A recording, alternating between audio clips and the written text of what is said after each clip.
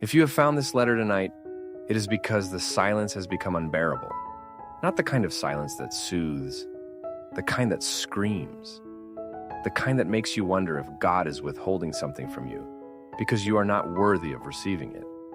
You have been told that your singleness is a season of preparation, a gift, a test, and maybe that is true. But what no one talks about is how loneliness can be twisted into a weapon, how it can be used to make you believe lies about who you are and what you deserve. The lie does not arrive with fanfare. It slips in quietly after another wedding invitation, after scrolling past another couple's vacation photos, after another Friday night alone. It whispers, "You are not enough. Something is fundamentally wrong with you. God has forgotten you." And because the voice sounds so much like your own thoughts, you believe it. You accept it as truth. You carry it like a stone in your chest, and over time, that stone becomes a wall between you and the God who made you. But here is what you need to understand. Loneliness is not the problem. Loneliness is a human experience. Even Jesus felt it. Even he looked at his disciples and said, "Could you not stay awake with me 1 hour?" The problem is not the feeling itself. The problem is the narrative you attach to it, the story you tell yourself about what it means. When loneliness tells you that you are not enough, it is lying. When it tells you that God has forgotten you, it is lying. When it whispers that something is broken in you that cannot be fixed, it is lying. And the reason these lies work so well is because they sound like wisdom. They sound like self-awareness. They disguise themselves as humility. But humility does not tear you down.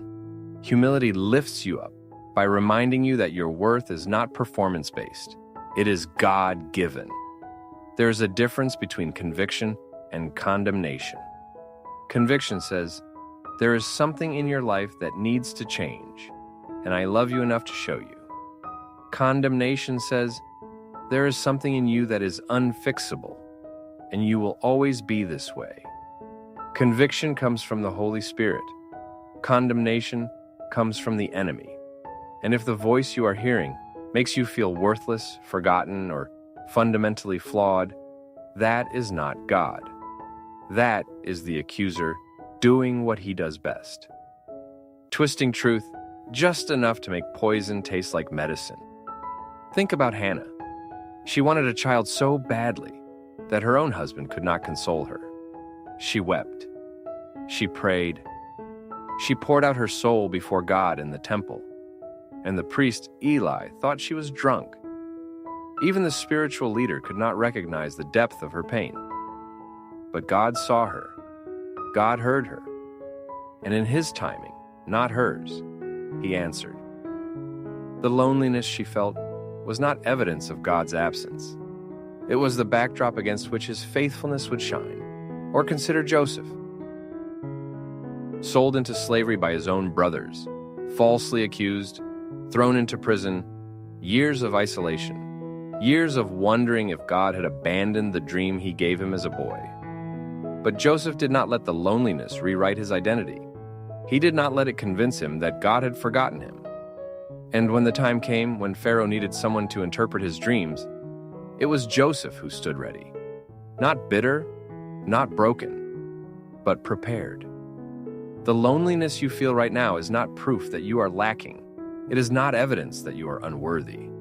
It is not a sign that God has moved on without you. It is simply a season. And seasons change. What you do in this season matters. Do you let the lies take root, or do you pull them out by the truth? Here is the truth. You are not too much. You are not too little. You are not too broken. You are not too late. You are exactly who God designed you to be, and your worth does not fluctuate based on your relationship status. A ring does not complete you. A man does not validate you. Only God does. And he already has. The enemy wants you to believe that your loneliness is a reflection of your value. That if you were prettier, funnier, more interesting, more spiritual, then someone would choose you. But that is a trap.